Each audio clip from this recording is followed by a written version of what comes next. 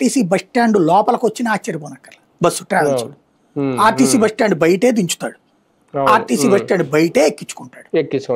RTC bus stand బయటే RTC వాడికి అక్కడ టికెట్ మనం వెళ్ళి ఒక దాంట్లో కొనుక్కోవాలి, వీడు దీంట్లోనే ఇస్తాడు, కూర్చోబెట్టుకుని తీసుకెళ్ళిపోతాడు. ఇంకోటి ఆన్లైన్ లో పెడుతున్నాడు, ఆడు ఆన్లైన్ లో పెట్టి అమ్ముతున్నాడు ప్రైవేట్ బస్సు. ఇంకా నీకు ఏ సాక్ష్యం కావాలి? దానికి చట్టం ఏమైనా ఉందా? అట్లా ట్రావెల్స్ గా నడిపితే గనక ఓ 50 జీవ శిక్ష వేస్తాం, ఒక 5 ఏళ్ళు శిక్ష వేస్తాం అని ఏమైనా ఉందా? బస్సు ఇచ్చేస్తామని పెనాలిటీ వెయ్యాలని ఉంది. ఇంకోటి దీనికి టెంపరీ టూరిస్ట్ పర్మిట్లు ఇస్తారనమాట. ఎప్పటికప్పుడు డబ్బులు రవాణా శాఖ వాళ్ళు తింటుంటారు ప్రతిసారి పర్మిట్ అప్పుడల్లా కూడా.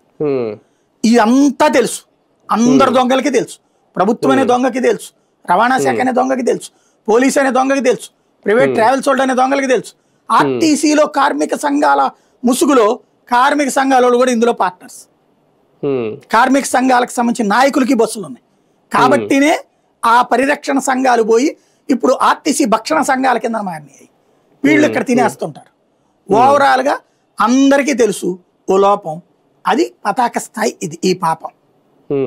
ఇక దీని మీద రాజకీయాలు ముందేమో ఈ బస్సుకి సంబంధించి దీనికి ఫిట్నెస్ లేదని, లేదంటే ఇన్సూరెన్స్ అయిపోయిందని, ఓకే అది ఆర్టీఏ అధికారులు ఇచ్చారు అనేది సోషల్ మీడియాలో వైరల్ అయింది, సాక్షి కూడా చేసింది, సాక్షి మీడియాలో కూడా వచ్చింది.